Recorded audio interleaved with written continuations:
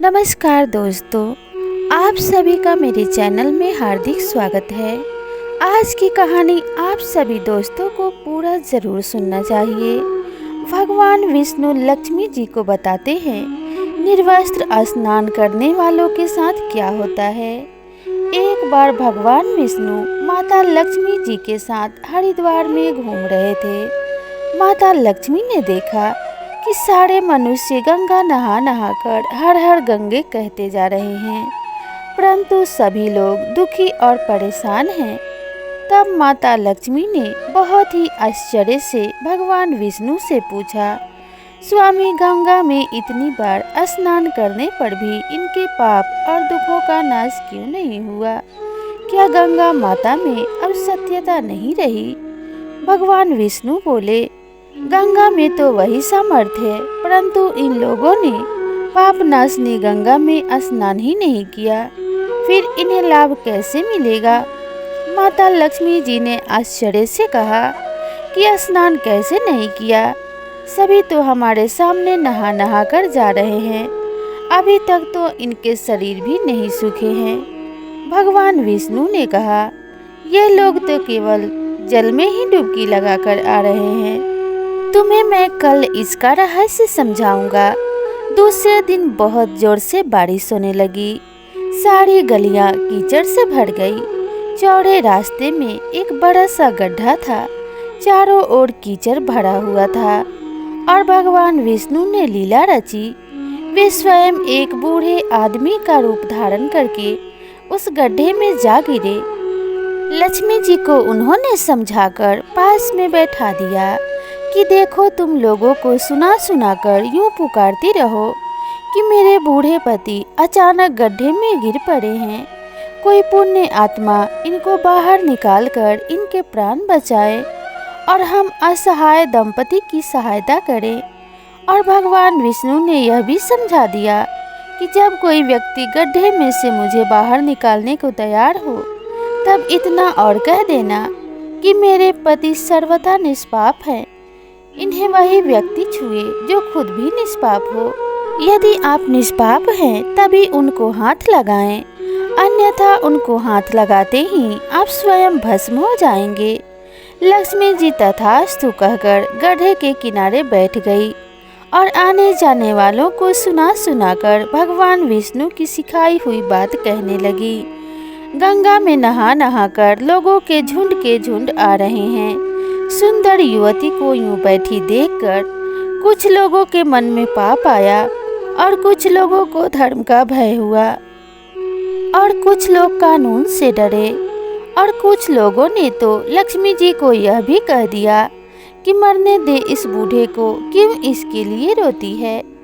और कुछ दयालु और चरित्रवान पुरुषों ने उस युवती को पति को बाहर निकालना चाहा, परंतु लक्ष्मी जी के वचन सुनकर वे भी रुक गए।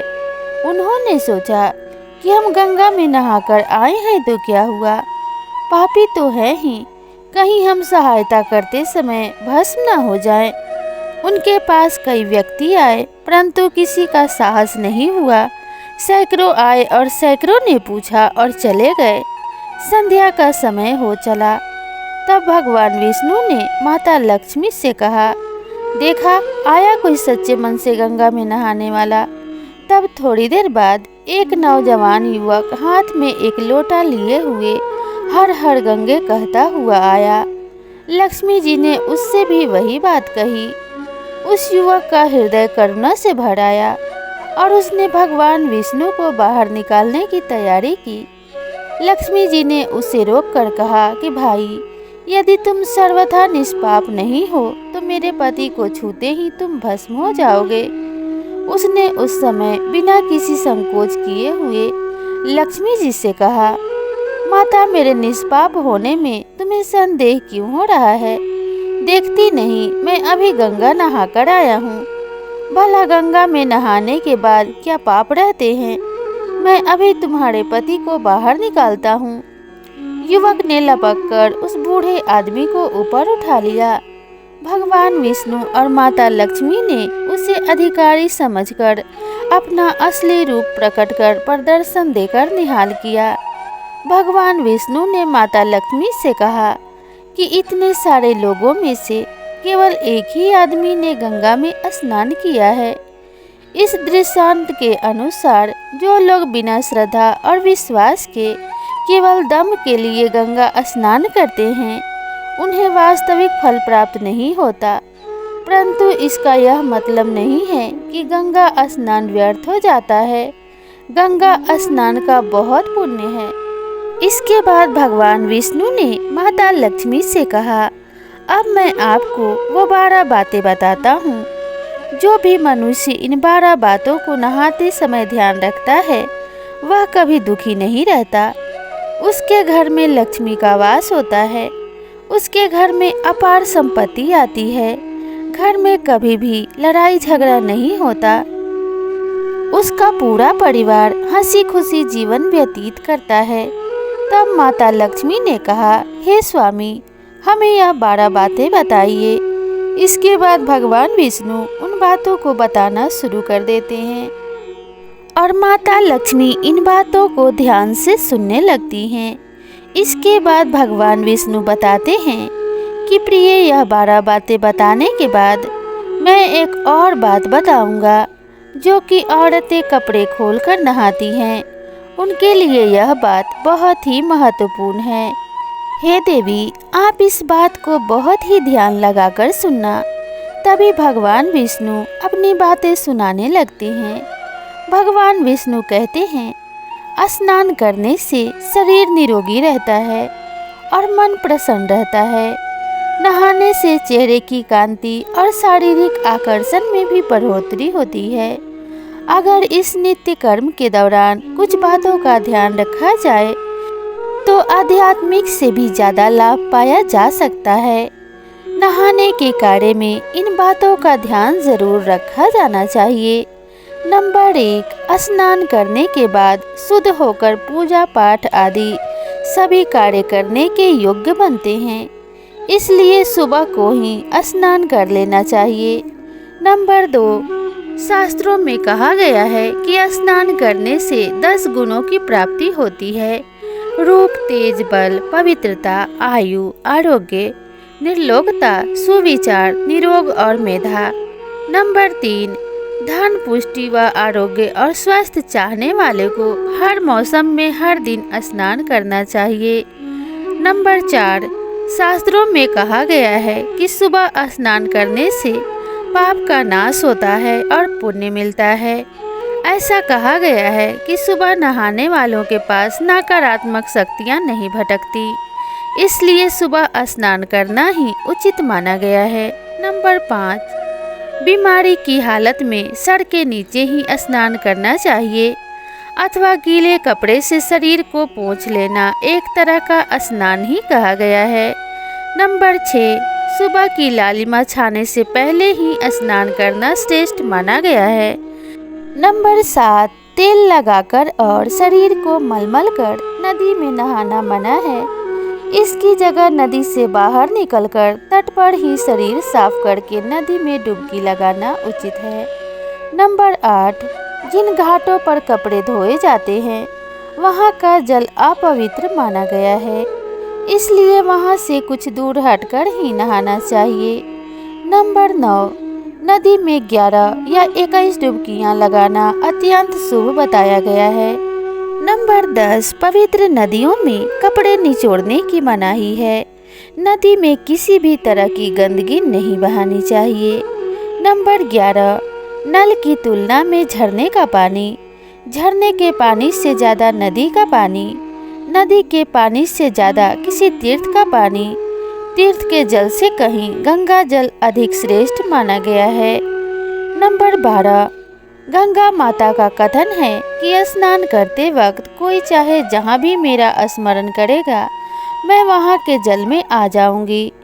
इसके बाद भगवान विष्णु ने कहा, अब मैं आपको औरतों के बारे में बताता हूँ। जो औरतें कपड़े खोलकर स्नान करती हैं, हिंदू धर्म शास्त्रों में हर एक चीज़ के लिए कुछ नियम बनाए गए हैं। इन नियमों में से एक नियम है स्नान को लेकर की गई बातें। ऐसा माना जाता है कि आम व्यक्ति को शास्त्रों के नियमों का पालन जरूर करना चाहिए, जिससे उनके घर की सुख समृद्धि बनी रहती है और खुशहाली आती है और साथ में अपार धन बरसता है। माता लक्ष्मी प्रसन्न होती हैं। दरअसल हमारे शास्त्रों में कई ऐसी बातें लिखी गई हैं जिनका हम सदियों से पालन करते चले आ रहे हैं, लेकिन उसके कारणों के बारे में हमें अभी भी पूरी जानकारी नहीं है। ऐसे ही नियमों में से एक है निर्वस्त्र स्नान करना। आपने अक्सर घर के बड़ों को ऐसा कहते सुना होगा कि कभी भी बिना कपड़ों के यानी निर्वस्त्र स्नान नहीं करना चाहिए। अगर हम पौराणिक कथाओं की बात करें तो निर्वस्त्र स्नान करने की मनाही एक सबसे बड़ा कारण भगवान श्री कृष्ण के समय से जुड़ा हुआ है। पौराणिक कथाओं के अनुसार एक बार जब गोपियां सरोवर में स्नान कर रही थी और वे निर्वस्त्र थी, उस समय बाल कृष्ण ने गोपियों के वस्त्र छुपा लिए। उस समय जब भगवान श्री कृष्ण ने उनके वस्त्र छुपा लिए, तब गोपियों ने अपने वस्त्र वापस लेने की प्रार्थना की। तब भगवान श्री कृष्ण ने उन्हें समझाया कि कहीं भी बिना वस्त्र धारण किए स्नान नहीं करना चाहिए। इससे जल के देवता वरुण का अपमान होता है। इसलिए आपको निर्वस्त्र होकर स्नान करने की मनाही की जाती है। अगर आप नहाते समय यह सोचते हैं कि बंद कमरे में आपको कोई नहीं देख रहा, तो ऐसा गलत है, क्योंकि ईश्वर आपको हर जगह पर देखते हैं। और यदि आप निर्वस्त्र होकर स्नान कर रहे हैं तो यह मुख्य रूप से जल के देवता वरुण का अपमान करने जैसा होता है। निर्वस्त्र स्नान करने से आपको पाप लगता है और आर्थिक एवं शारीरिक नुकसान पहुंच सकता है। यदि आप निर्वस्त्र स्नान करते हैं तो आपके शरीर पर नकारात्मक ऊर्जा प्रवेश करती है और आपकी मानसिकता भी नकारात्मक हो सकती है। इसलिए हमेशा आपको यही सलाह दी जाती है कि नहाते समय कोई एक कपड़ा जरूर धारण करें, लेकिन बिना कपड़ों के स्नान नहीं करें, तभी आपके लिए बेहतर होगा।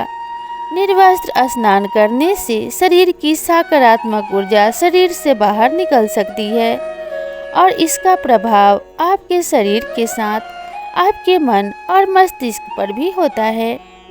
गरुड़ पुराण के अनुसार जब आप स्नान करते हैं तब आपके पितृ यानी मृत पूर्वज आपके आसपास मौजूद होते हैं। यदि आप निर्वस्त्र स्नान करते हैं तो आपको पितृदोष लग सकता है।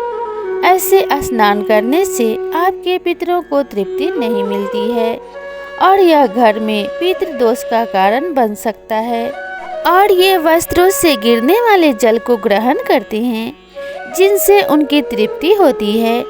निर्वस्त्र स्नान करने से पितृ अतिरिक्त नाराज होते हैं, जिनसे व्यक्ति का तेज, बल, धन और सुख नष्ट होता है। इसलिए कभी भी निर्वस्त्र होकर स्नान नहीं करना चाहिए। पुराणों के अनुसार नहाने वाला पानी पूर्वजों के हिस्से में जाता है और निर्वस्त्र होकर नहाने से इसे पितरों के समक्ष बिना कपड़ों के नहाना माना जाता है।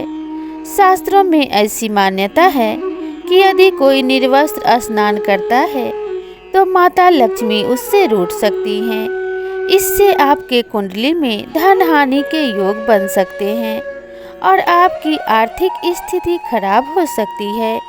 इसी कारण से आपको निर्वस्त्र स्नान न करने की सलाह दी जाती है और शास्त्रों में भी इस बात की मनाही है। तो दोस्तों, अगर आपको यह वीडियो पसंद आया हो तो वीडियो को लाइक और हमारे चैनल को सब्सक्राइब ज़रूर करें और अपने दोस्तों के साथ शेयर करें। मिलते हैं इसी तरह की नई जानकारी और कहानी के साथ। तब तक के लिए अपना और अपनों का ध्यान रखिए। नमस्कार।